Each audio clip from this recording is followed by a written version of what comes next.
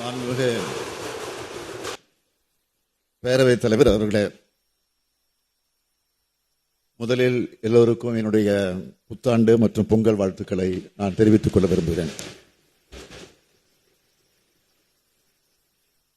தலைவர் கலைஞர் அவர்கள் பராசக்தி படத்தில் ஒரு வசனம் எழுதியிருப்பார்.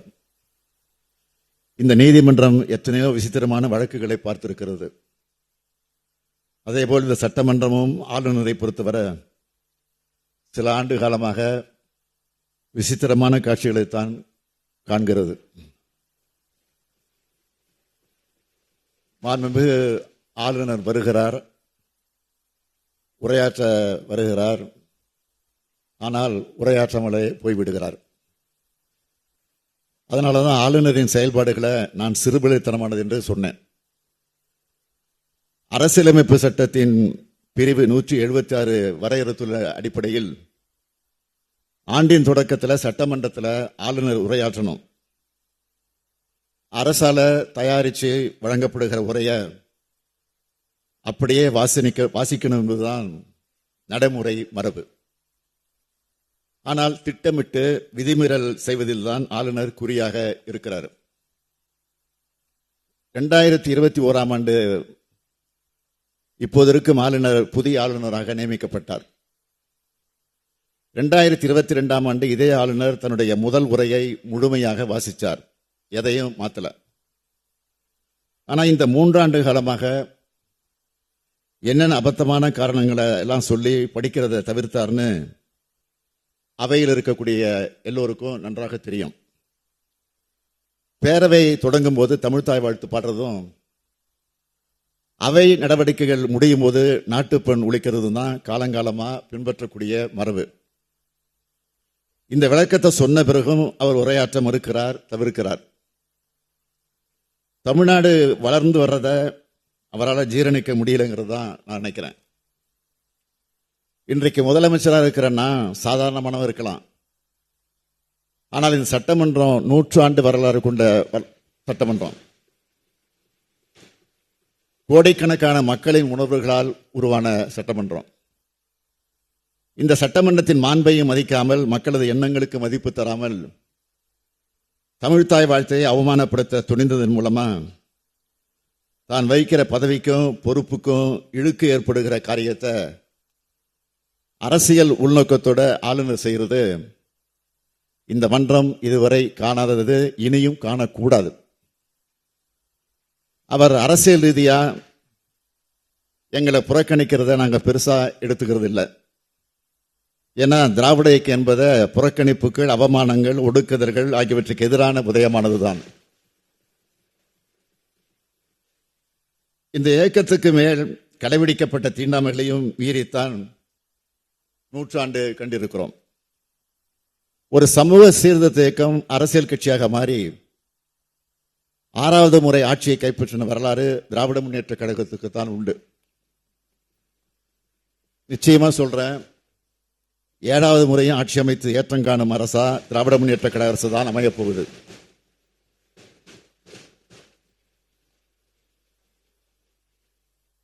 அதன் அடித்தளமான இந்த 6வது ஆட்சி அமைந்த போது இது விடியல் ஆட்சியாக அமையும்னு சொன்னோம். மக்களால் புறக்கணிக்கப்பட்டு இருட்டில் கிடக்கும் எதிர்க்கட்சிகள் விடியல் எங்கன்னு கேட்கிறாங்க. விடியல் தரப்புறதா சொன்னது மக்களுக்கு தானே தவிர மக்களுக்கு எதிரானவங்களுக்கு அல்ல. விடியலை பார்த்தா அவங்களுக்கு கண் கூசத்தான் செய்யும். மாண்புமிகு பேரவை தலைவர் அவர்களே, விடியலின் அடையாளமா எது தெரியுமா? நான் போற இடமெல்லாம் கூடுகிற மக்களோட முகங்களை தெரிகிற மகிழ்ச்சி தான் விடியலின் அடையாளம். மாதந்தோறும் 1,14,00,000 சகோதரிகள் 1000 ரூபாய் உரிமை தொகை பெறுகிறார்களே, அப்போ அவங்க முகங்களை பாருங்க, அதுல தெரியும் அந்த மகிழ்ச்சி தான் விடியலாட்சி. தாய் வீட்டு சீர் மாதிரி எங்க அண்ணன் ஸ்டாலின் தர்ற மாதாந்திர சீர்னு என்னரும் தமிழ் சகோதரிகள் மணமகிழ சொல்றாங்களே, அதுதான் விடியலின் ஆட்சி. ஆட்சி பொறுப்பேற்றதும் கோட்டைக்கு சென்று நான் இட்ட முதல் கையெழுத்த மகளிருக்கான கட்டணமில்லா விடியல் பயணம் திட்டத்துக்கு தான். இந்த விடியல் பயணமானது மகளிரின் சேமிப்பை அதிகரிச்சிருக்கு.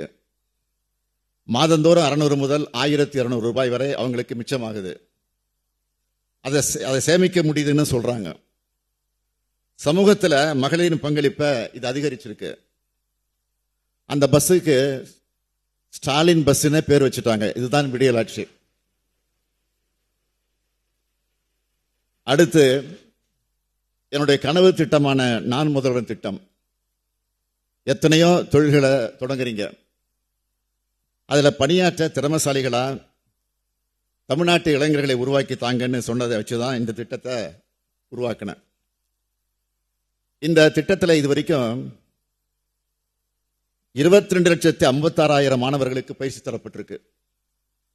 பயிற்சி பெற்ற பல லட்சம் மாணவர்களுக்கு உடனடியாக வேலை கிடைச்சிருக்கு. தமிழ்நாட்டு இளைஞர்கள் எல்லோரையும் ஒவ்வொரு துறையில இந்த திட்டம் முதல்வனா ஆக்கி வருது. இதுதான் விடியல் ஆட்சி. அரசு பள்ளியில படித்த பெண் பிள்ளைகள் பலர் கல்லூரிக்கு செல்ல முடியாத நிலையை மாற்றி உயர்கல்வி பயில உருவாக்கப்பட்ட திட்டம் தான் புதுமை பெண் திட்டம்.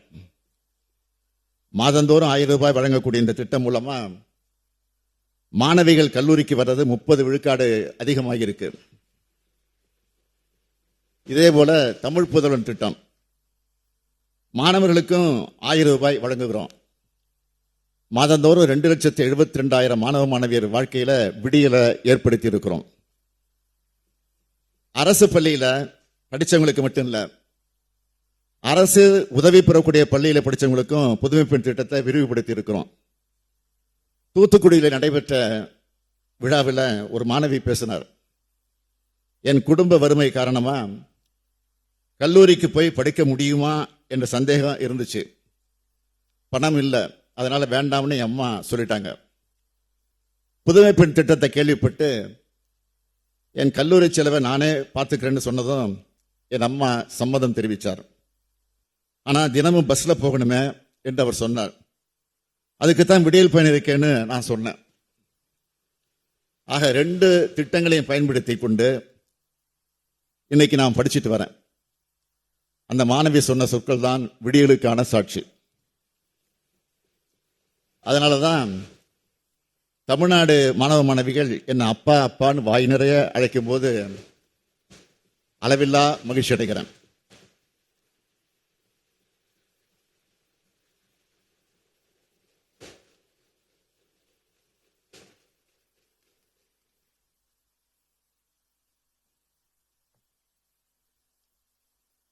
ஏன்னா இந்த பாச உணவு தான் முக்கியம்.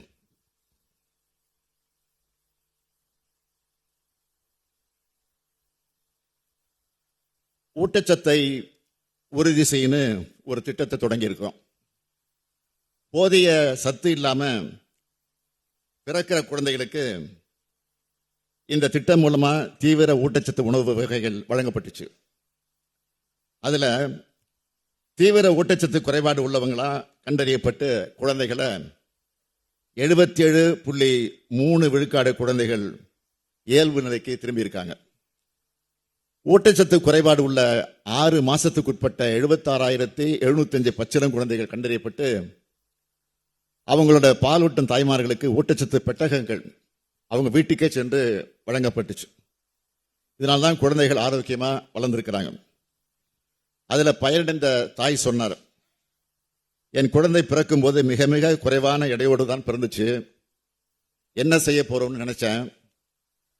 அதை வளர்க்கிற அளவுக்கு எங்கிட்ட பண வசதி இல்லை. முதலமைச்சரின் ஊட்டச்சத்தை உறுதி செய்த திட்டத்தால நிறைய பொருட்கள் கிடைச்சது. அது மூலமா நல்ல ஆரோக்கியத்தோட இப்போ என் குழந்தை வளர்ந்துருக்குன்னு சொன்னார். அந்த தாயின் கனிவான வார்த்தைகள்ல விடியல் தெரியுது.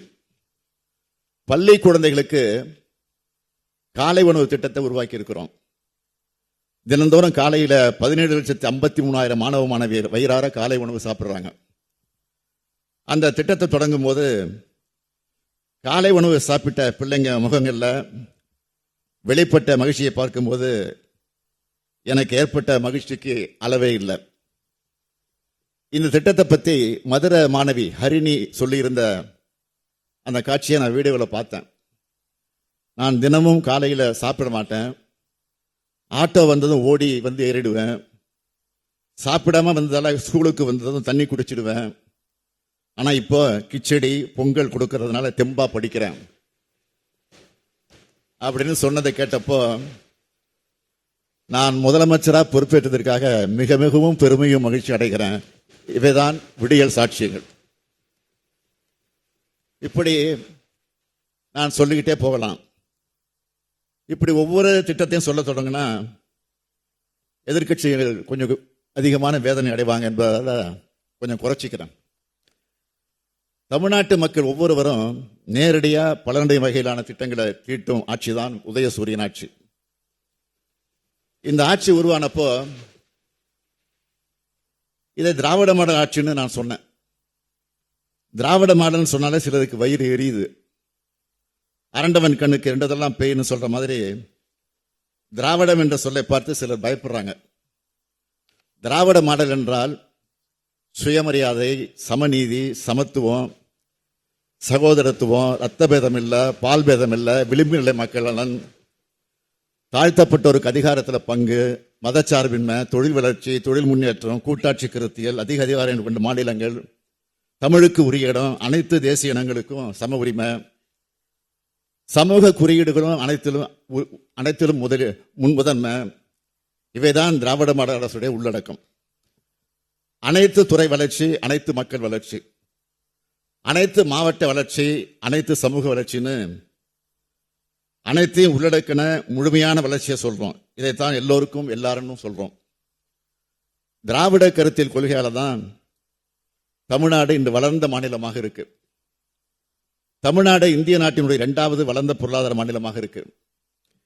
தேசிய மொத்த உள்நாட்டு உற்பத்தியில 5.4 விழுக்காடா இருந்த தமிழ்நாட்டின் பங்கு கடந்த 4 ஆண்டுகளில் 9.23 விழுக்காடா உயர்ந்திருக்கு. பொருளாதார குறியீடுகள் அனைத்திலும் தமிழ்நாடு வளர்ச்சியை எட்டியிருக்கு. வறுமை குறியீடுகளில் இந்தியாவின் சராசரி விழுக்காடு என்பது 14.96 இருக்கும்போது தமிழ்நாட்டின் சராசரி 2.2 விழுக்காடாக இருக்கு. பட்டினிச்சாவு இல்லாத மாநிலங்கள் பட்டியலில் தமிழ்நாடு இடம்பெற்றிருக்கு. இந்திய நாட்டின் மொத்த பெண் தொழில் பணியாளர்கள் 41 விழுக்காடு பெண்கள் தமிழ்நாட்டில் இருக்காங்க. கடந்த 3 ஆண்டுகளில் 10 லட்சம் கோடி ரூபாய்க்கு மேலான தனியார் முதலீட்டு திட்டங்கள் வருவது உறுதி செய்யப்பட்டிருக்கு. இந்தியாவிலேயே தொழில் நிறுவனங்கள் பெருகினதில் தமிழ்நாடு முதலிடம் பெற்றிருக்கு. டெல்லியில் இருக்க தேசிய கிடங்கு மேம்பாட்டு ஒழுங்குமுறை ஆணையத்தின் கீழ் அதிக எண்ணிக்கையிலான சேமிப்பு கிடங்குகளை பதிவு செஞ்சதுக்காக தமிழ்நாடு சேமிப்பு கிடங்கு நிறுவனத்துக்கு ஒன்றிய அரசு முதல் பரிசு வழங்கி பாராட்டியிருக்கு. இந்தியா முழுமைக்கான பணவீக்கம் அதிகமாகி இருக்கு. தமிழ்நாட்டுக்கு மட்டுமான பணவீக்கம் குறைஞ்சிருக்கு. இதுதான் திராவிட மாடலின் சாதனை. தொழில்கள் வளருது, புதிய தொழில்கள் நிறுவனங்கள் உருவாகுது. இதனால தொழிலாளருக்கு என்ன பயன்னு சிலர் கேட்கலாம். புதிய தொழில் நிறுவனங்கள் வருதுன்னா ஏதோ தனியார் முதலாளிகள் மட்டும் வளமடைகிறான்னு பொருள் இல்லை. அந்த நிறுவனங்கள் மூலமா மாநிலமும் வளருது, கிடைக்கும் வேலை வாய்ப்புகளின் மூலமா லட்சக்கணக்கான குடும்பங்களும் வளருது, வாழுது. இதை மனதில் கொள்ளணும். தமிழ்நாட்டில் 39,666 தொழிற்சாலைகள் இருக்கு. குஜராத்தில் 31,031 தொழிற்சாலைகளும், மகாராஷ்டிராவில் 26,446 தொழிற்சாலைகளும் இருக்கு. மனித வளத்தை வளர்க்கிறதுல மகாராஷ்டிரா குஜராத்தை விட தமிழ்நாடு சாதனை படைச்சிருக்கு. அது மட்டுமல்ல, தமிழ்நாட்டில் 39,699 சிறு குறு தொழில்கள் இருக்கு. இதுவும் 4,81,807 தொழிலாளர்களுக்கு வேலை வாய்ப்புகள் உறுதி செய்யப்பட்டிருக்கு. கோவிட் காலத்தில் வேலை வாய்ப்புகள் குறைஞ்சது, உங்க எல்லாருக்கும் தெரியும். அதை சீர்படுத்தி இருக்கிறோம்.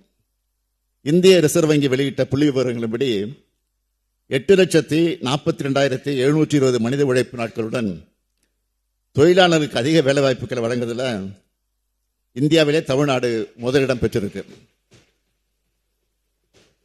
அடுத்து போராட்டம் நடத்துகிற உரிமை இல்லைன்னு சில தவறான வாதங்களை வைக்கிறாங்க.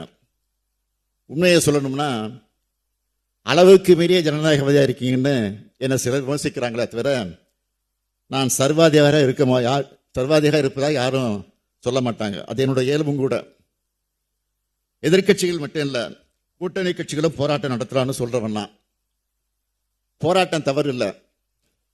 போராட வேண்டிய இடத்துல போராடலாம், தவறு இல்லை. போராட்டம் நடத்த ஒதுக்கப்பட்ட இடத்துல போராடலாம், தவறு இல்லை. இத்தகைய போராட்டங்களுக்கு உரிய காலத்தை அனுமதி கேட்டால் நாங்கள் கொடுத்துருக்கிறோம். நாங்கள் ஆட்சிக்கு வந்ததிலிருந்து தமிழ்நாட்டில் இதுவரை சுமார் 1 லட்சம் போராட்டங்களுக்கு அனுமதி கொடுத்துருக்கிறோம்.